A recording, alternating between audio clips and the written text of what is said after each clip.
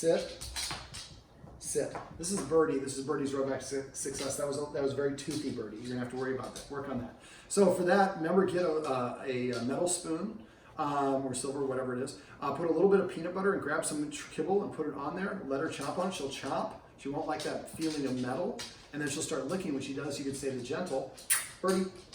Also, I'm holding it. I'm gonna kind of close my hand up around it. She's nibbling. As soon as I feel the tongue, I release it and say gentle. So we want to just teach her not to touch us with her teeth. Gentle. And again, I don't want to punish her. I just want to give her the doing it the way that I want gets the reward. Anything else doesn't work.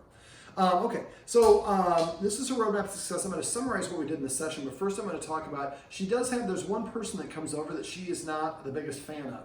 And I think it's just probably from what I understand from the backstory, is I think it was just maybe a bad day for one or both of them, and now there's some residual carryover. The great thing is it's very easy to fix. I've helped hundreds of people with the tips that I'm going to share with you right now.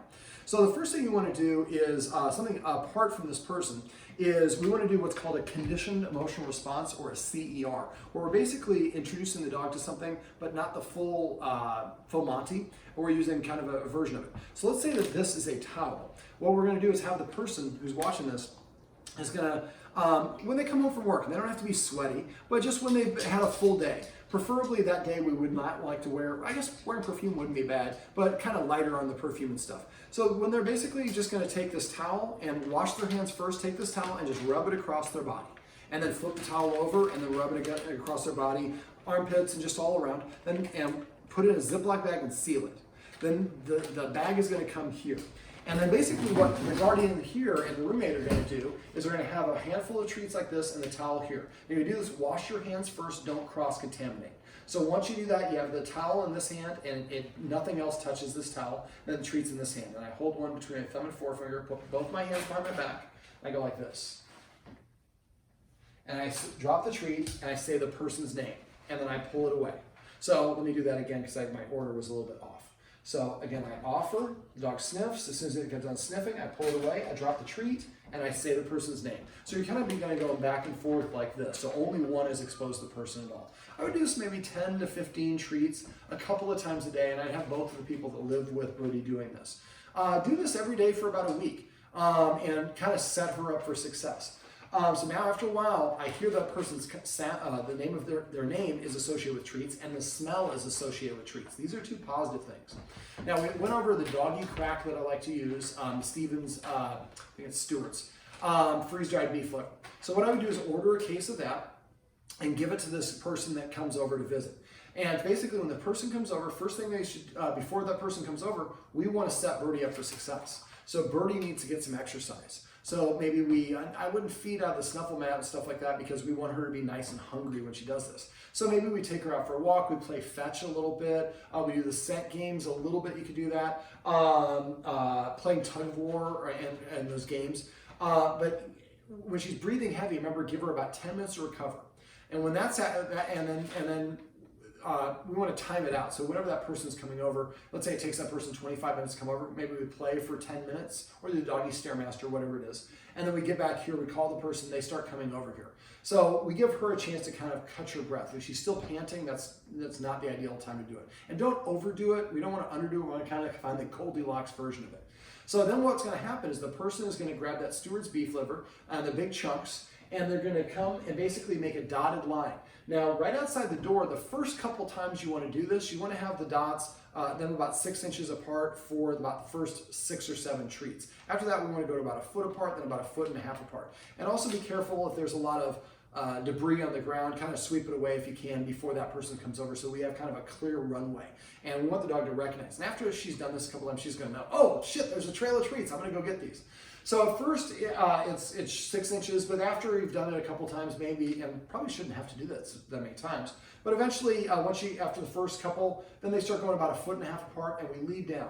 Now we want to have the person there, but we don't want Birdie to see the person until kind of the last minute. So we come out the door, we walk down kind of the side of the building, and then we kind of go to the driveway, and there's kind of some cars, and there should be those, and then right when we get to the edge, so like this is a corner. So let's say the dog is walking this way, and the person's going to be over here, or there's a car here.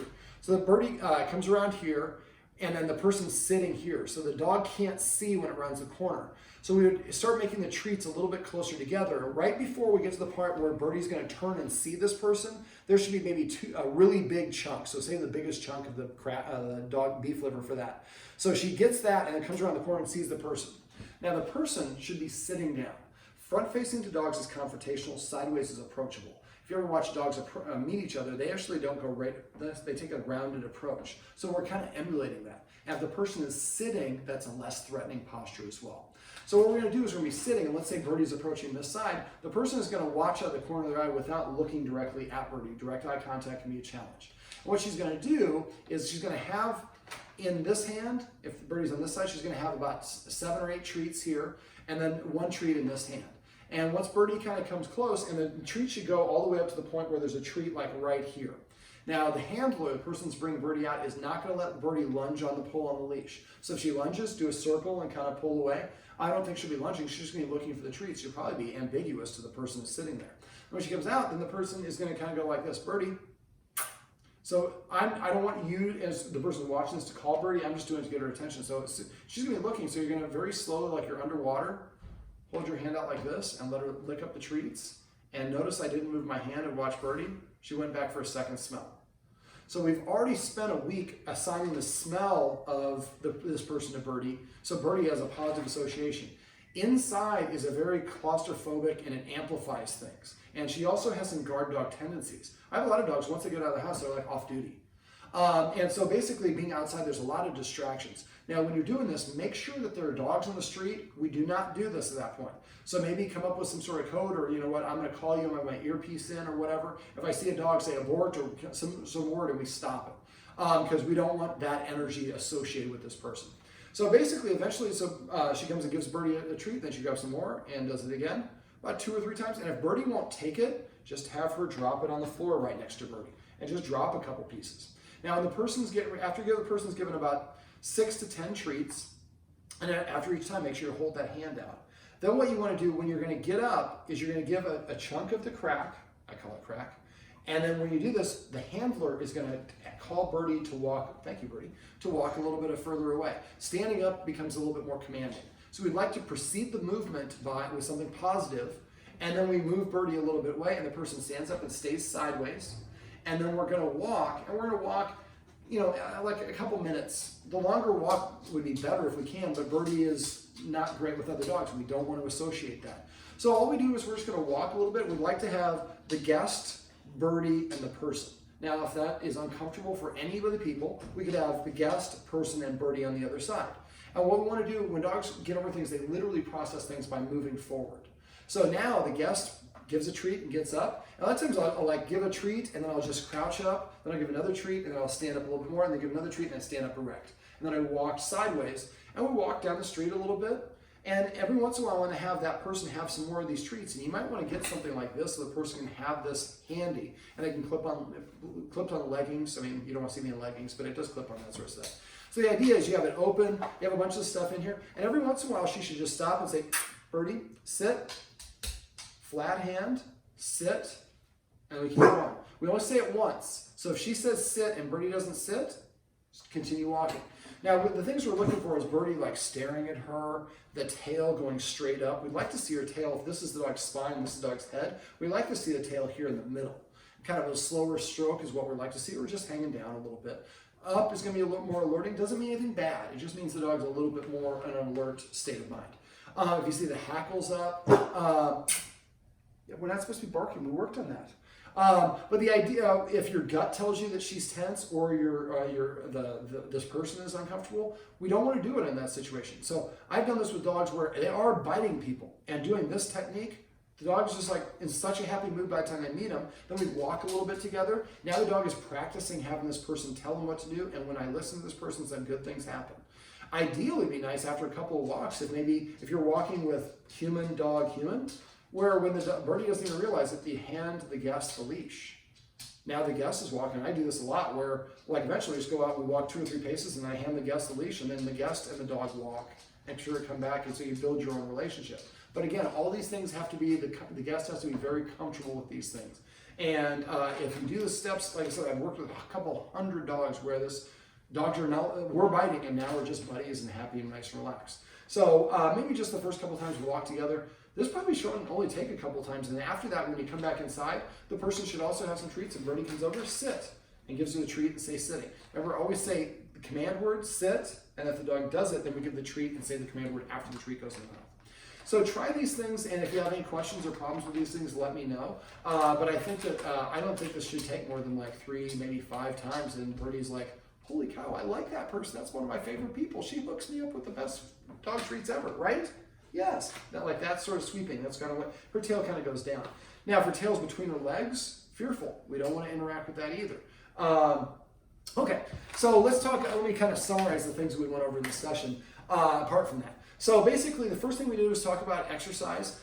Because she's dog reactive, the guardian isn't comfortable around other dogs, and that's astute of her, but she doesn't get walked very much. So I'd like you to find some times where you can walk her. And if it's not in your neighborhood, there's nothing wrong with driving, to another nice neighborhood. There's some nice, on Beethoven, there's some nice neighborhoods around here. And find a neighborhood that's kind of quiet, no busy streets, no crazy lawnmowers or leaf blowers and stuff like that. And just get practice doing that. Remember, on the walk, burning more energy by sniffing than by walking. So let her sniff as much as she can, as long as it's safe to do so. And if you see another dog, remember, practice. And when there's no dogs around, everyone we're walking here, and there's no reason, do that U-turn.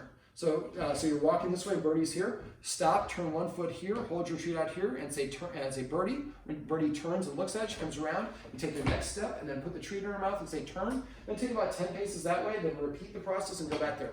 Birdie's like, okay, my humans are weirdos now. Every once in a while, they just want to do a big oval for no apparent reason. Yes. So then when the dog comes out around the corner, you say turn, and she turns away. She might not even see the other dog. And that gives you a plan B to get out of trouble. Okay, so burning a lot of energy from the nose also can translate to feeding. So you start feeding her on the snuffle mat. Does your snuffle mat look pretty thick, or does it look balding? Some of the cheaper ones. Okay, so really put your kibble in there and work it in there. So she's got to really use her nose to get into it. I'd also get the Omega Paw treat ball. That would be another thing that would be great to do when the guest comes over. So the guest, we give the Omega Paw. The guest kind of puts some kibble in there and then rolls it around. Now the guest is the one that gives me the Omega Paw. And it's something to distract Birdie that is draining. We exercised her before. Then I got all these great treats. And then I got to go for a mini walk. And we come back inside. And then I get the Omega Paw treat ball. When that's done, guess what? I get a bull penis from the guest as well. Holy crap, this guest is an awesome person. Well, I heard this guy's an awesome person regardless, but now Birdie will think the same thing. Okay, so the Omega Paw treat ball, when she's being nudgy or whatever, that's a good thing to do to get her something to do. Also, do you ever use Kongs? Yeah. Peanut butter filled Kongs? So if you get some of these really high value treats, the freeze dried wouldn't work as well, but something, real meat liver, these are freeze dried, get real meat liver, and put some of those in first, then put the peanut butter in. There's a hole at the bottom. The dog's like, I'm going to try to get me to that liver, and it gives them more motivation to go through that. She also needs a lot more toys. She has a lot less toys than I would like. I'd like to see her having at least 20 toys. So make sure you get some antlers. I'd probably recommend elk antlers. If she doesn't like the antlers, let another dog play with them for a week or two, bring them back. That usually does the trick. I would also get a water buffalo horn. It will probably outlast the dog. It'll smell funky for about a week or two, and after that it won't smell. Get some real bones. Dogs can eat raw chicken. They can have raw bones. They can't have cooked bones. They will splinter. So never give them ribs or anything like that. But getting a couple boiled bones, I get them without any of the fake marrow stuff in it. But she needs stuff that she can chew on to self-soothe. Also, get her some nyla bones like that, different shapes and sizes and flavors, barbecue and bacon. And then also, trying to think, and then some tug toys. And I would like you to practice playing tug of war with her and wrestling with her a little bit. So 2 things, when you're doing those activities, every once in a while, stop and tell her to sit, then tell her to down, and then move away, sit, and lay down. We want her to be able to stop what she's doing and immediately have you assert a little bit of self-discipline, or her some self-discipline, but you demonstrate some control. And so don't let her get her energy too high, because it's going to take her a longer time to come down. As you practice, you can let her energy go higher and higher, and then practice doing it from greater distances, which is helpful. But at first, keep it really pretty easy. When you're playing tug of war with her, anytime she touches you with her teeth, I want you to yelp like, ah! And then drop it, and then the game is over.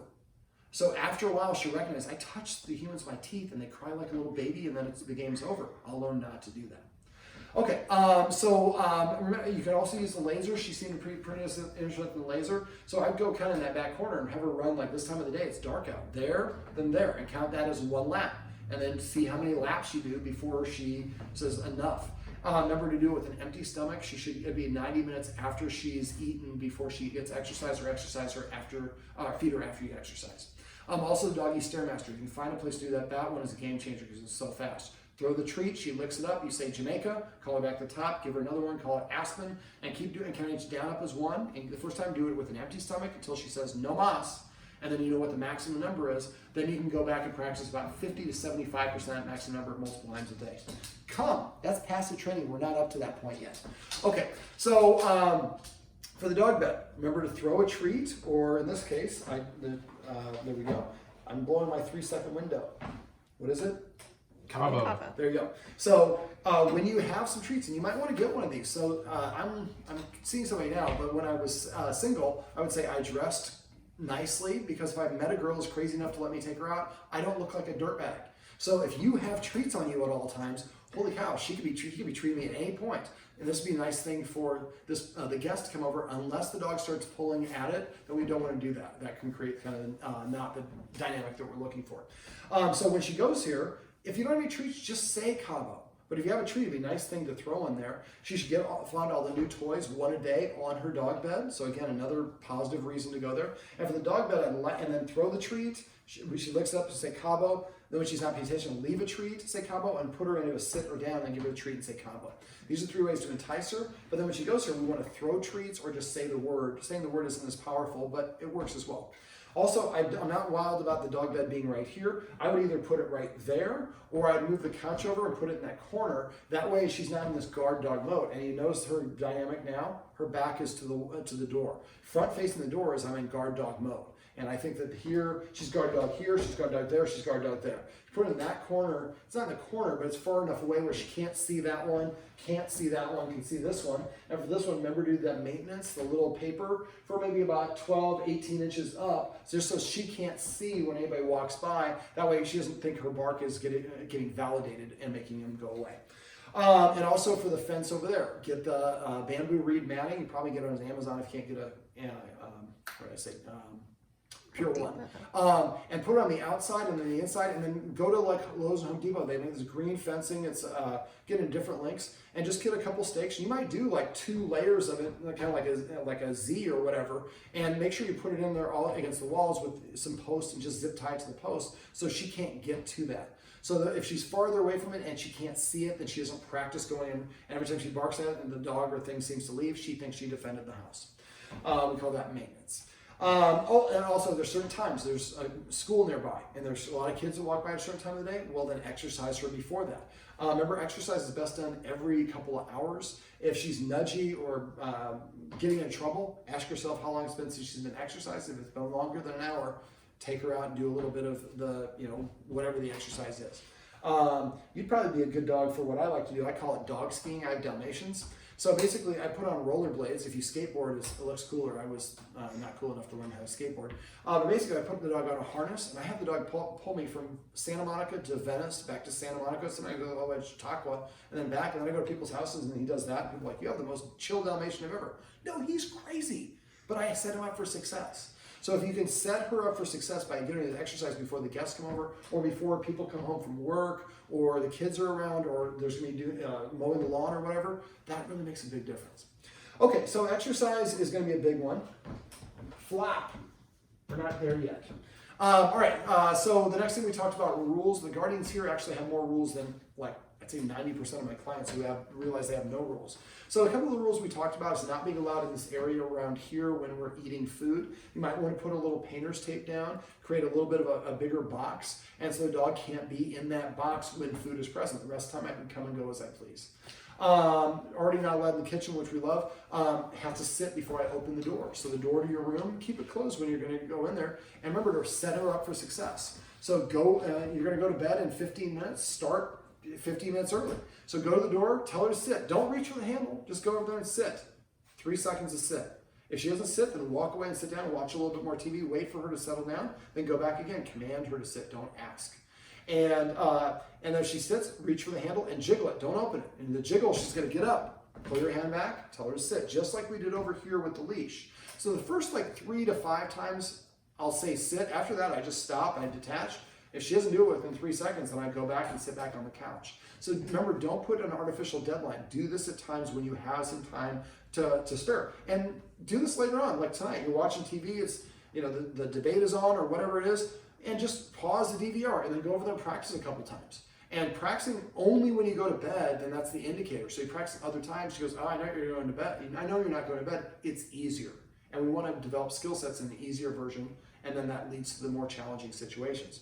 And eventually you get to the point where you jiggle it all the way and she stays seated, then jiggle it and then open it a crack. And she'll get up and you pull back and break the activity down into small individual steps until eventually you jiggle. She's like, whatever, I know you're not opening. Swing that sucker all the way open, hits the door, puts a hole in your drywall, and she still is like, can I go in? And then when she goes in, come up with a command word that needs to go in. And the way I do that is when she's actually has learned not to go in, then I show her that I have a treat and drop it in there, and then come up with a word that means to go in, entrada, or whatever you want to say.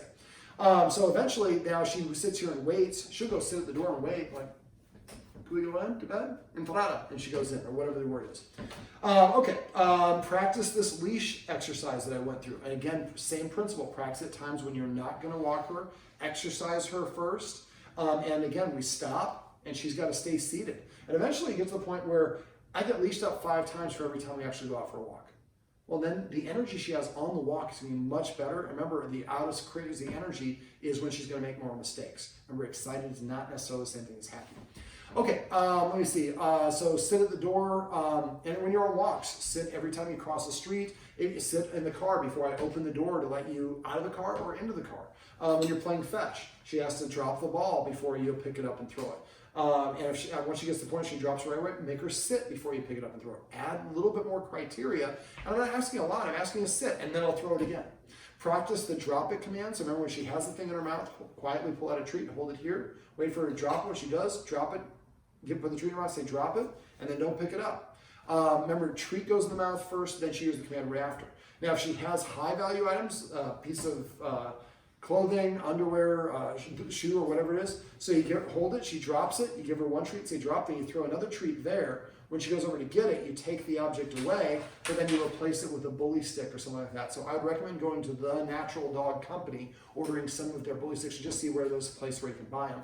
And get the low odor, the odor free. And I would get the bully sticks instead of the bites because she's a bigger dog, and you saw how quickly she went through those. But again, if the guest comes over and I get a bully stick, and that's the only time I get a bully stick, again, another reason to like that guest. But if you do have to take something away, you would use it, I guess, in that capacity as well. Let me see, what else? We went over the focus exercise. If you forget how to do that, go to doggonproblems.com, click on dog training tips. So in the search box, type focus, and it's right there.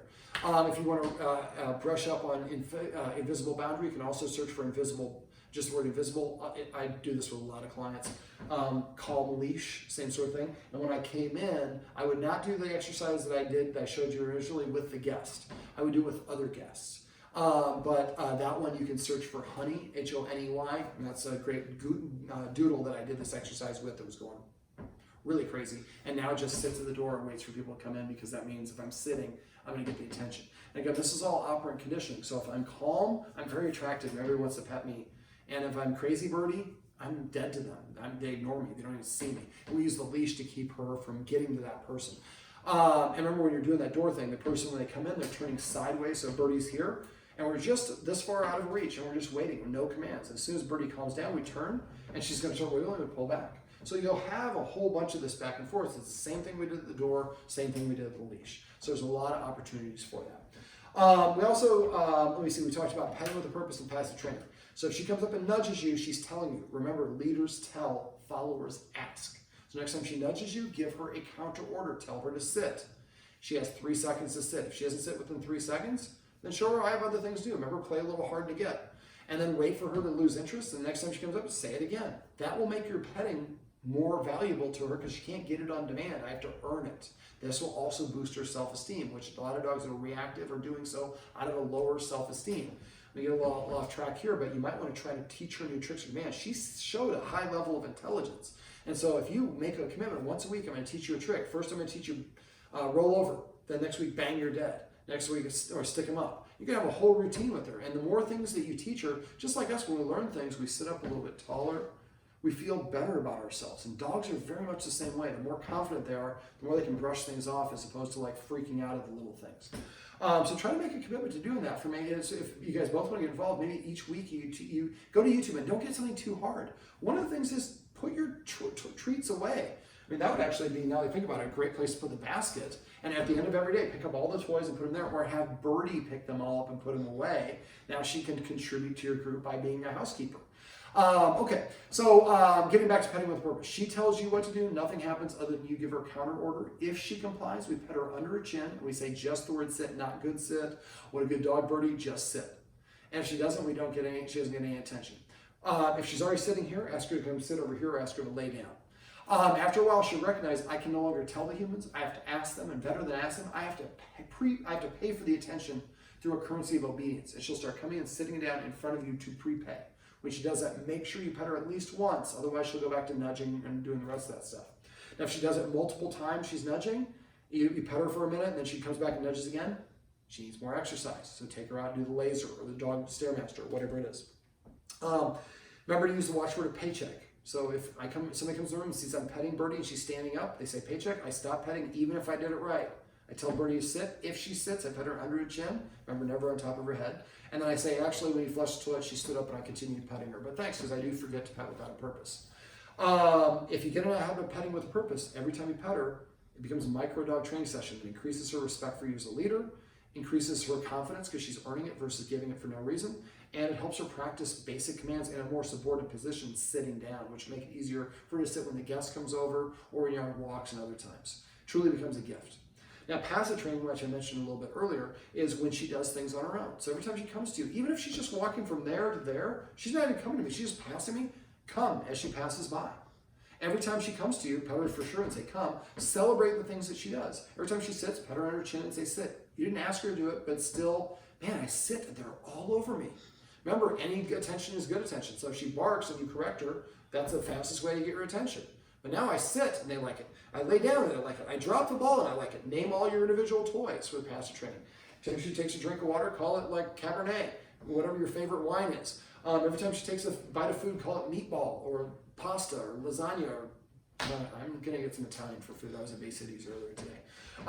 Sushi, whatever it is. So it's a slower form of training, but it really becomes powerful because you do it a lot.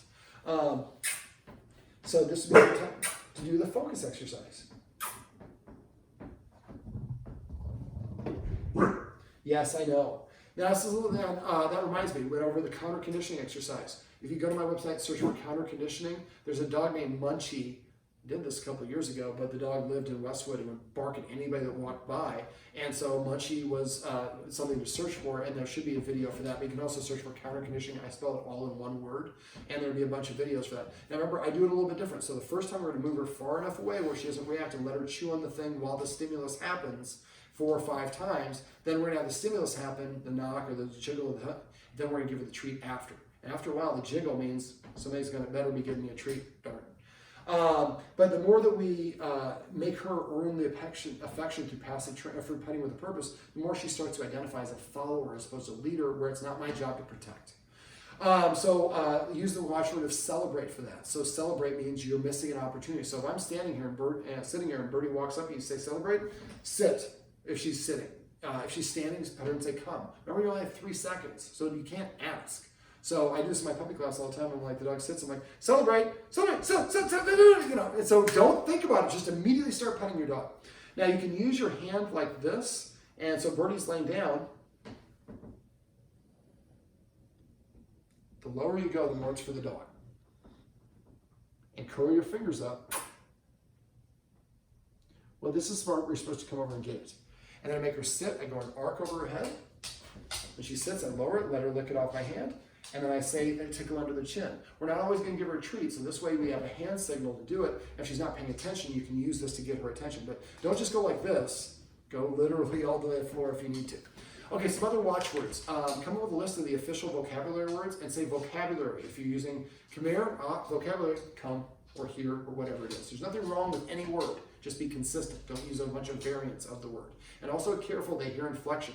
There's a difference between come, and come. So however you want to say it, it's fine, just be consistent. I also say Scrabble if we're saying a whole bunch of words. Birdie, can you come over here? Come. So it's a great example of it right there. And I use the hand lure as well. Let me see. And then I say repeat or rerun if you're repeating command words. Remember, the more you say it, the less you mean it. Matter of fact, coming, clearly, the word come does not mean come to you because you say come 100 times and I'm sitting over there and I'm not coming when I hear this. So clearly, come does not mean come. It means stay here. So the more that you get in the habit of passively training your dog, the more you'll do those things. I'm trying to think, what else did we go over? I think that's just about it. Make sure you're eating something first, by the way. I don't know if we covered that. All you have to do is eat something in 5 more bites. So you eat 5 bites of a chip or cracker, carrot, something crunchy preferably, then she gets permission to eat. And that would be also something and you do the delayed gratification for feeding, right? She's got to wait for permission. But use, name your favorite restaurant or favorite dish, something that's going to make people smile. And when you're coming up with a list of the command words for the toys, come up with fun names. Remember that levity, the story that I told you about the Russian Jews, that with the Putin means poop, that made the dog just feel comfortable. So especially when the person comes over, if all of a sudden all the command words are related or these silly words that makes everybody light and happy, that makes the dog feel light and happy and more relaxed.